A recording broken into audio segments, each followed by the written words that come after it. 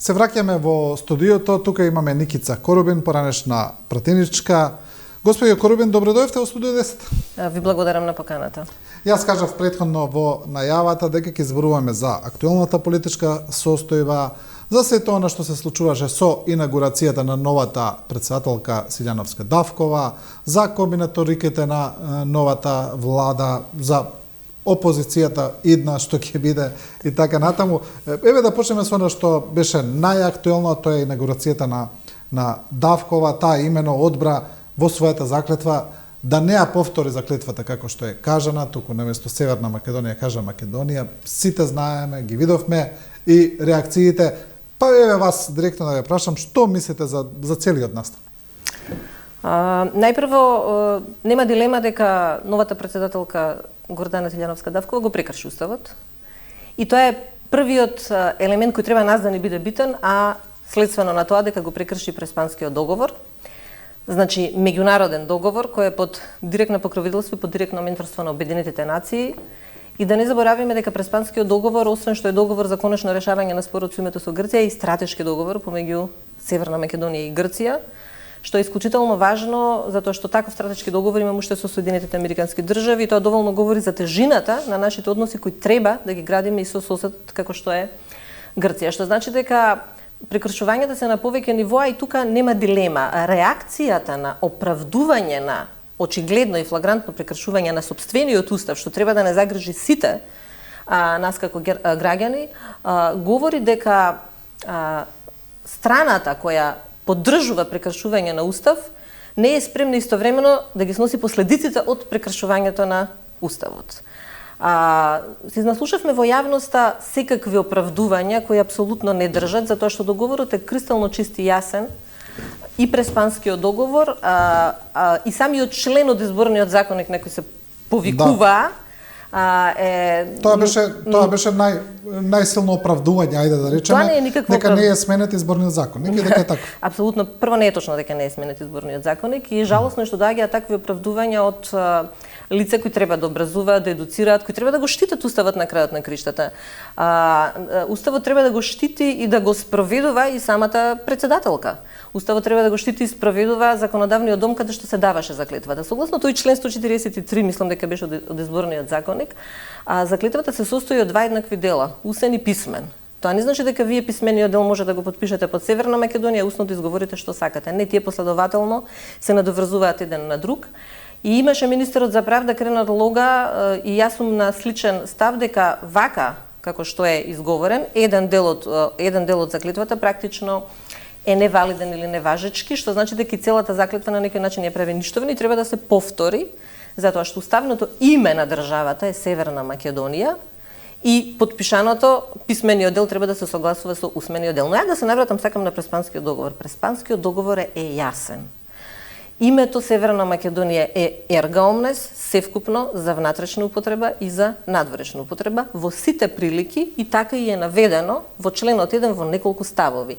Во ставот 1, во ставот 8, во ставот 12 е апсолутно јасно. Спроведувањето на Преспанскиот договор кај нас оди преку амандманите. Во 2019 година се донесоа 4 амандмани.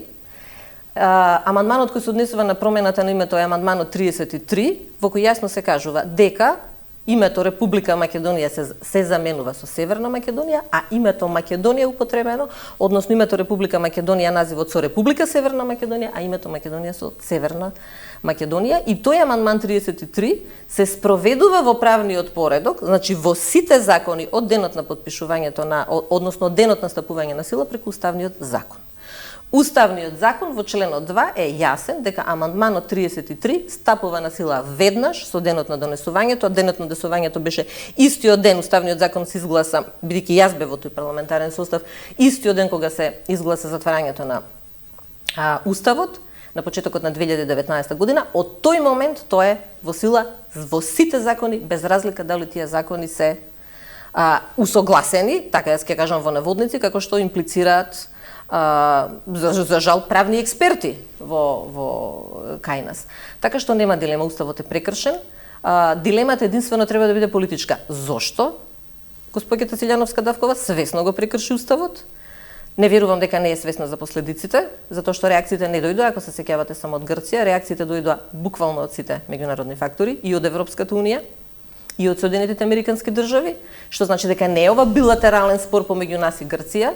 Преспанскиот договор е стратешка одредба и на Соединетите Американски држави. Преспанскиот договор, ако се сеќавате, е со одредба на претседателот на Соединетите Американски држави 2021 година за сите кои нема да го почитуваат Преспанскиот договор и директно ќе загрозуваат безбедноста на регионот, може да потпаднат под санкции, а Преспанскиот договор е дел од преговарачката рамка, што значи дека и нашиот пат кон Европската унија е оди преку премената. Меѓутоа, тука има една друга дилема, ќе ми дозволите уште малку. Да.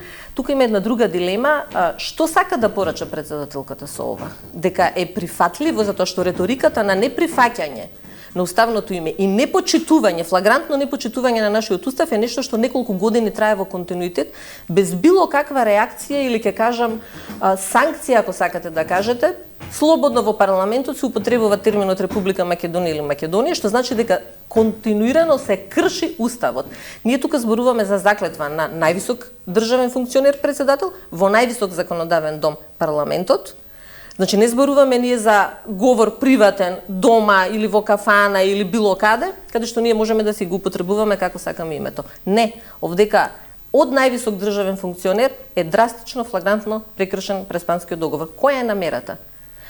Дали е тоа некоја игра на добриот и лошиот, што сега треба да биде во затоа што ние и председателската власт, извршната власт ние сега на една страна, како да кажеме. Така, дали се некој треба да биде некој што ќе биде патриотот условно кажано, а од друга страна некој што ќе биде пофлексибилен, така да кажеме, и дали на овој начин господјата Гордана Силјановска-Давкова му ја олеснува или му ја отежнува позицијата на следниот премиер Христијан Мицковски. Да, сега има неколку прашања поврзани со тоа. Едно е она што е поколоквијално, ајде да речеме, кој се врти најмногу на социјалните мрежи, каде што велат, добро уставот, но тој устав како е сменет, сите знаеме како е сменет, нелегитимен, така натаму, на таков начин како што беше направено.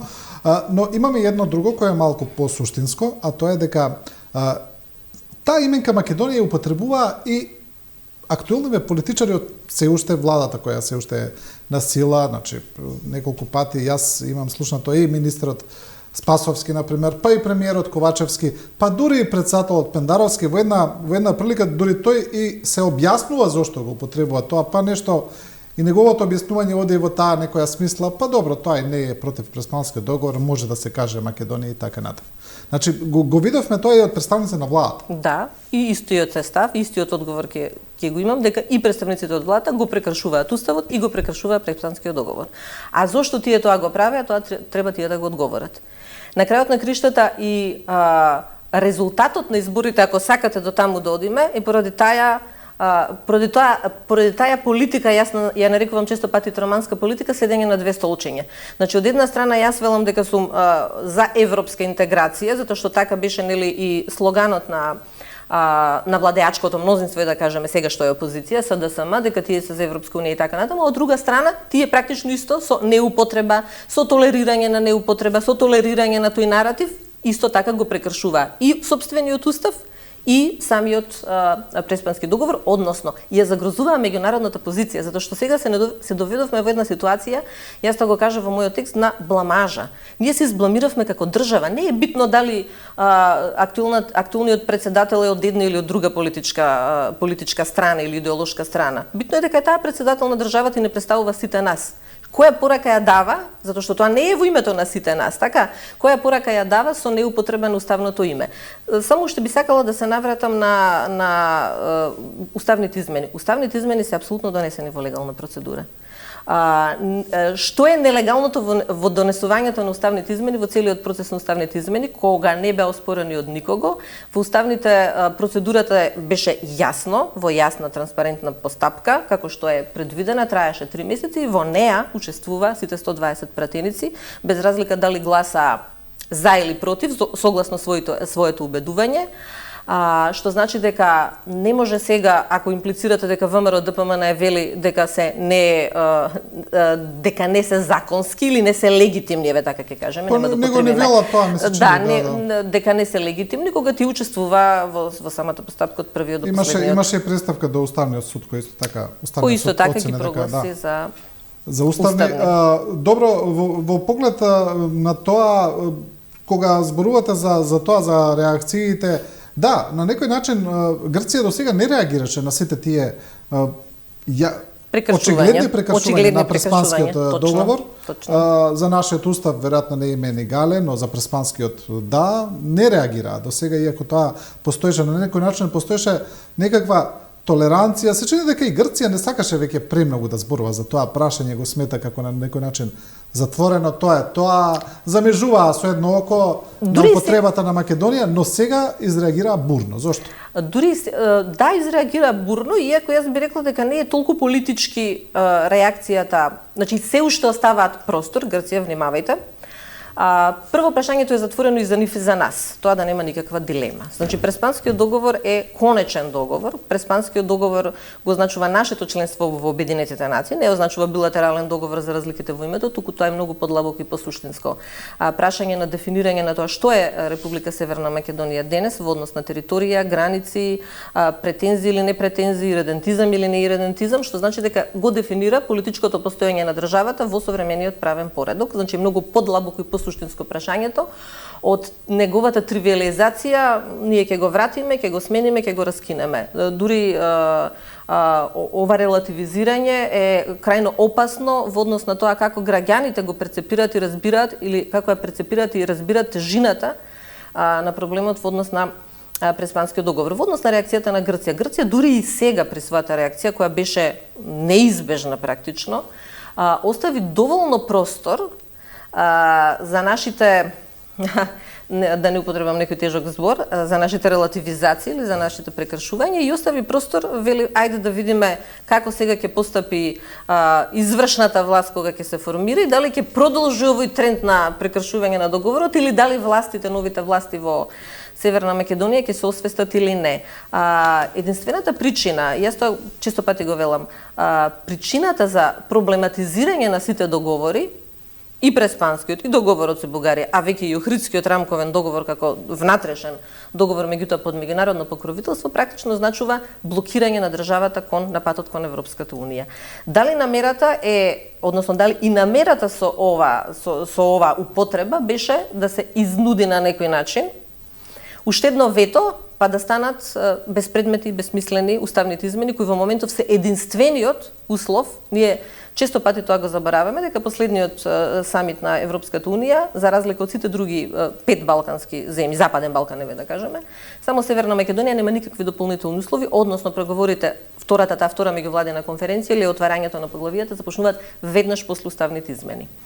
Сега, доколку ние влегуваме во конфликт и со Република Грција, дали на тој начин повикуваме на уште едно вето. Јас мислам дека тоа е она што го чека Република Грција, да види дали е ова само на некој начин популистичка порака кон гласачите, за кои неколку години и многу подолго време се манипулираат со неупотреба на Северна Македонија, со некаков лажен патриотизам, јас го нарекувам, или ова е некоја поголема, посериозна стратегија за блокирање на државата. Тоа е тој простор што го остава Грција и тоа нереагирање на Грција нас во моментов не оди во прилог. Да, добро, од кабинетот на Силјановска-Давкова потоа дадоа еден одговор дека председателката има право, како што вела, да ја користи именката Македонија, но дека во еднина председателката ќе го почитува уставот.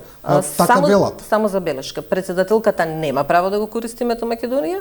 Приватно, господја Гордана Силјановска-Давкова има право во приватни услови да го користи во приватен амбиент да го користи името Македонија. Во функција на председател, таа е веќе во функција председател, апсолутно нема право да го користи. Да, добро, сакам да ве прашам уште за реакции, за меѓународните реакции, барем мене така ми се чини дека реакцијата на Соединетите американски држави беше, ајде да речем, најрезервирана некако.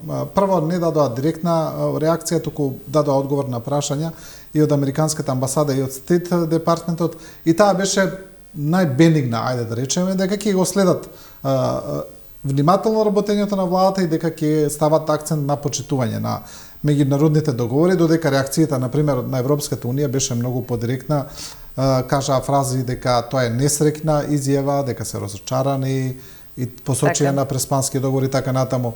Мислите ли дека нешто лежи во оваа, ајде да речеме, млака реакција на Соединетите Американски држави? Па јас мислам дека не е млака реакција, затоа што доколку тие целосно реагираат, тогаш тие треба да постапат по сопствената одлука и да санкционираат председателката Силјановска-Давкова за прекршување на преспанскиот договор и за загрозување и на интеграцијскиот процес на Северна Македонија, преку тоа и за безбедноста на Западен Балкан. Бидејќи тоа апсолутно е претерана реакција во моментов, нормално ќе се прости тој првичен гаф или се разбира дека Соединетите Американски држави нема да санкционираат актуелен председател на државата кој е легитимно избран на председателските избори. И оттаму и немаат друга можност освен да имаат блага или мека реакција. Мислам дека во однос на тоа, иако да, во право сте дека последните години ние гледаме разлика во однос на пристапот на Соединетите Американски држави кон проблемите на Западен Балкан и кон затоа што нас во моментов со практично проектот како што е на пример Отворен Балкан и со вмешувањето, а готово со се поголемото ориентирање на Србија кон надвор, односно кон оддалечувањето нивно од Европската унија, пристапот на Соединетите Американски држави и пристапот на Европската унија пред се на Германија, па можеби и на Франција во однос на форсирањето на Берлинскиот процес и задржувањето на тој европски пат на државите од Западен Балкан е можеби различен. Меѓутоа, мислам дека стратешки и Соединетите Американски држави и Европската унија ја гледаат Македонија како членка на Европската унија и тука нема некаква дилема. Мислам дека овие благи реакции што доаѓаат од Соединетите Американски држави се исклучиво во функција на тоа да не се дозволи Македонија сама да изнуди уште една блокада. Да, добро, како мислите дека сега ќе постапува идната влада, која очигледно ќе биде предводена од ВМРО ДПМН, за ова прашање, тие остануваат да стават, дека нема да употребуваат Северна Македонија. Барем видов така од едно гостување од висок нивни представник, кој директно беше прашан, тој рече нема да употребуваме, тоа е нашиот став.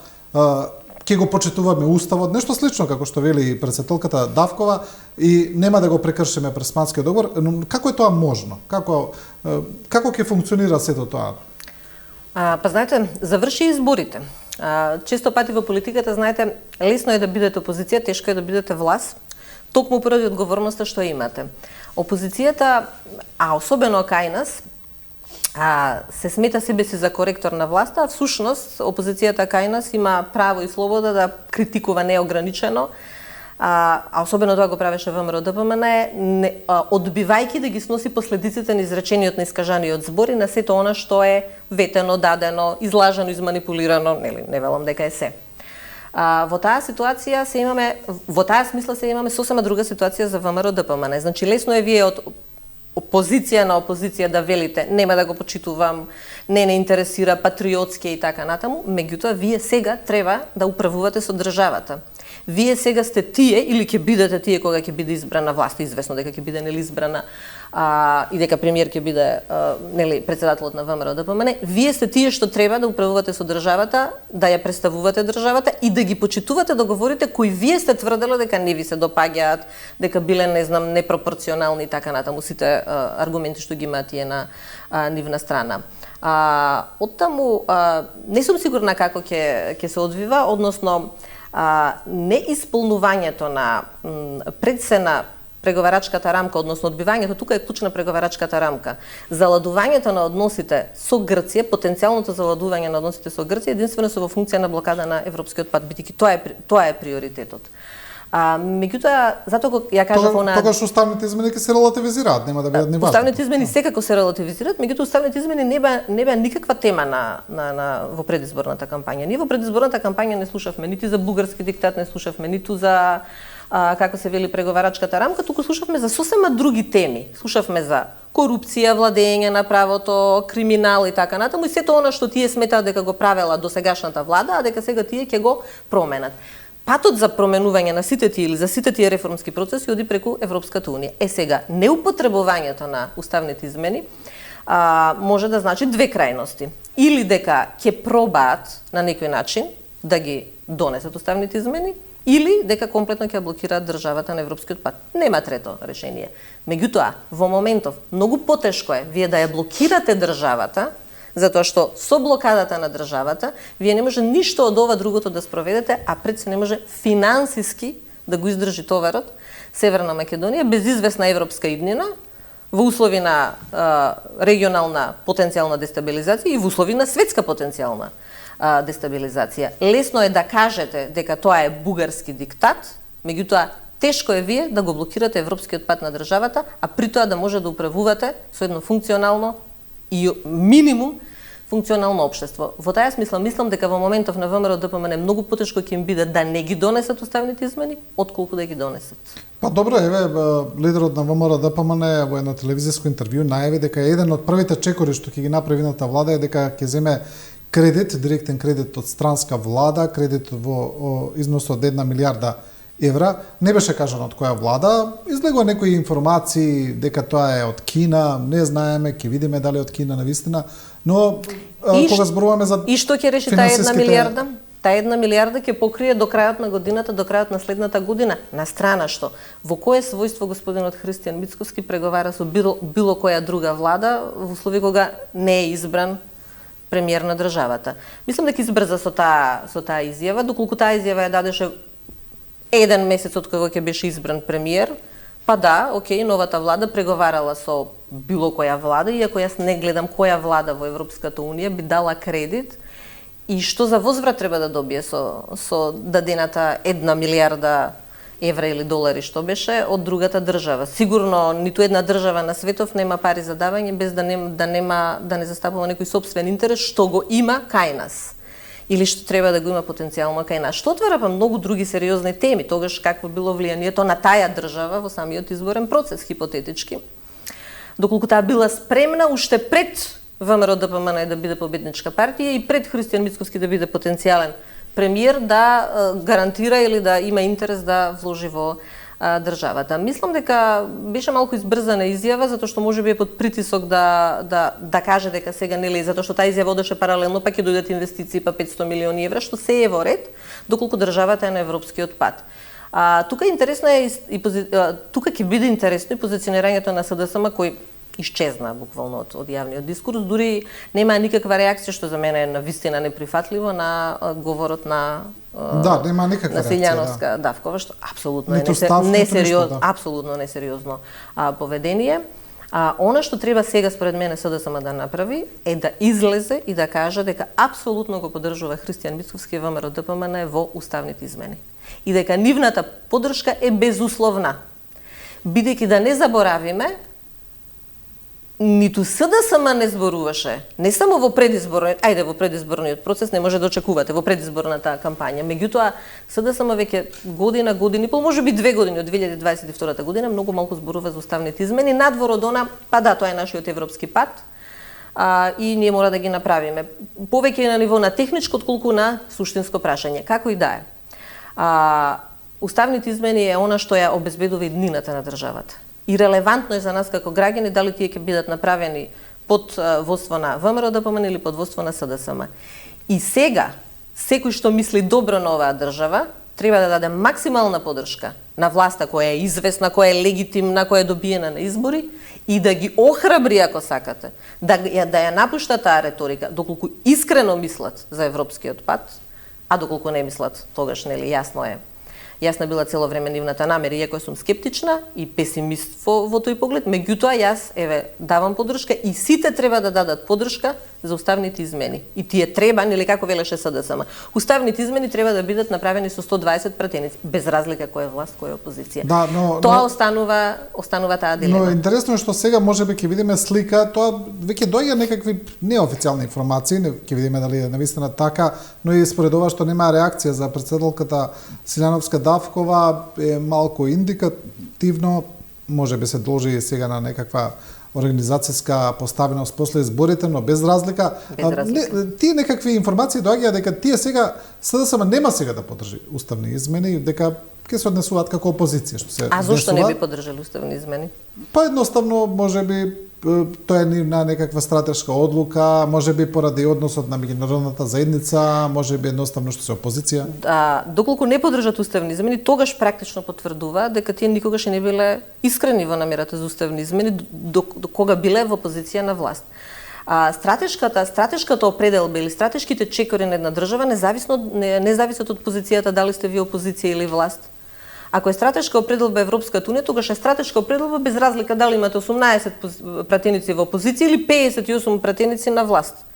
Значи, вие сте одговорни како политичари, а вие во моментот во овие 4 години можете да бидете опозиција, можете да бидете власт, можете да бидете сосема надвор од парламентот. Тоа не ја менува вашата стратешка определба и стратешкиот пат или не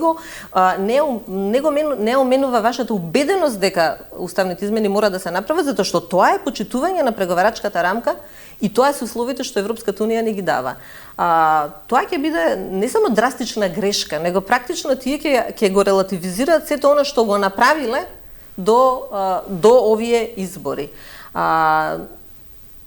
Во моментов повеќе сугерирано што вие го велите дека тие нема да ги поддржат, барем не сите пратеници да ги поддржат уставните измени, што практично кажува дека блокирањето на парламентот во однос на уставните измени до сега не било само од ВМРО-ДПМН.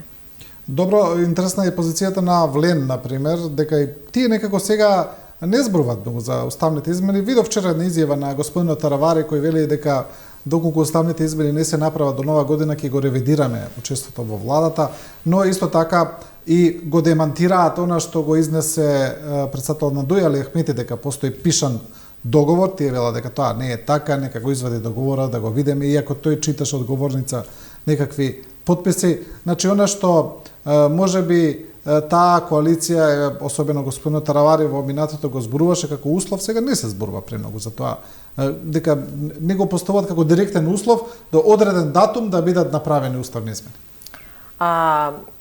Нивното повлекување од уставните измени како приоритет се случи уште во предизборната кампања, ако се сеќавате. Да. Јасен став имаше само во моментот на кандидатурата Арбен Таравари, во моментот кога кажа, нели, кога ги спорача оние 3 приоритети кои се уставните измени, 20% замена со албански јазик во уставот и избор на претседател во Собранието. Само тогаш во тој момент беа јасни и недвосмислени дека уставните измени се услов без кој воопшто нема да се преговара за формирање на влада.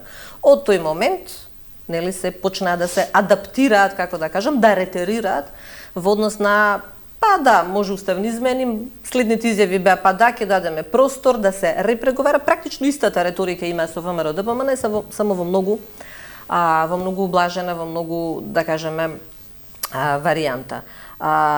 Мислам дека прво поведението на Влен ќе биде спорно во моментов, проблематично, затоа што не верувам дека гласачите кои гласале за Влен во број што гласале, би прифатиле нешто што е спротивно од Европски пат или Европска унија. На овој начин тие ризикуваат да се, би рекла, дефакторизираат уште пред да станат фактор. Давајќи вие целосна поддршка и апсолутна поддршка за влез во влада без да поставите услови во смисла на уставни измени, тоа е главниот услов, вие практично давате отворен простор ВМРО-ДПМН да го искористи тој момент на ваша безусловност и влегување во влада по секоја цена, кога вие немате услов и вашиот преговарачки капацитет и потенцијал се намалува. А од друга страна, единствениот елемент во кој вие може реално да извршите притисок, бидејќи бројот на пратениците кажува така, според големиот број на пратеници што го има ВМРО-ДПМН, е единствено преку уставните измени. Тука сега доаѓа една друга дилема, дали они ќе успеат својата партиска матрица и својот партиски интерес да го издигнат на политички интерес. Зошто го велам ова? Политички интерес во моментов е да бидат тие на ист став со во моментов опозиционата ДУИ. А тие се уште се во реториката предизборна, дека ДУИ е главен проблем, дека ДУИ оди во опозиција, тоа е завршена работа. СДСМ велеше дека ВМРО велеше дека е СДСМ главен проблем, тоа е завршена работа во опозиција, е така? Влен велеше дека ДУ е главен проблем, тоа е завршена работа во опозиција е. Сега партиската реторика треба да ја заменат со политичка реторика.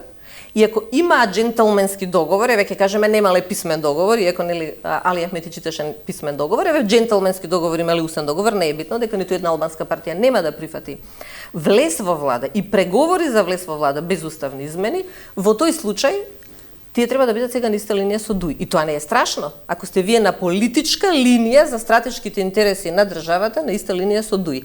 Тие се уште своето постоење, својот легитимитет, својот кредибилитет го градат визави ДУИ, а не визави тоа што треба да направат за државата, за интересот на државата и за интересот на сите, не само за нивните гласачи.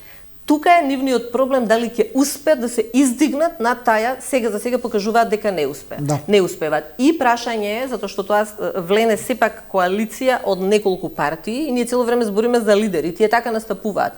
Тие немаат еден унисен став влен, туку во име на влен истапуваат различни, да кажеме, 4 партии, 4 чинители, лидери, да. со напомена дека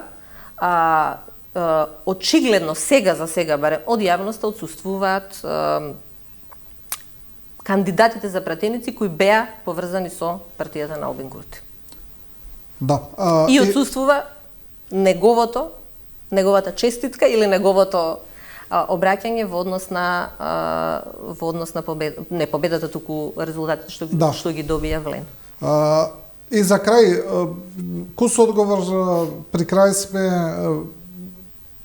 се известно е дека можеби во владата ќе влезе и Максим Димитриевски и знам, ќе видиме дали тоа ќе биде така според бројките на ВМРО ДПМН секако ќе му одговара, ќе имаат пошироко парламентарно мнозинство. Мислите ли дека тоа ќе се случи и што ќе значи тоа за знам како релативно нов политички субјект? Па, знаете, знам е релативно нов политички субјект, ја би рекла само на хартија. Инаку тоа е известно дека се гласачи на СДСМ, кои се разочарани од X причини или се разочарани, инструирани, не коментирам, не е мој да коментирам, секој нели си го дал својот глас каков што е. Практично тоа затварање на политичката сцена, јас го кажувам, каде што политичка партија, односно поранешен пратеник, актуелен градоначалник, произлезен од Социјалдемократскиот сојуз, ни се продава, еве така ќе го употребам тој термин, жаргонски, ни се продава како нова политичка партија, апсолутно не е нова. И луѓето кои се на листите, ретко кои од нив се нови во политиката. Во моментов треба да представува според мене, односно барам ја одигрува улогата на уште поекстремен став или уште поголема десница од десницата во однос на ВМРО ДПМН.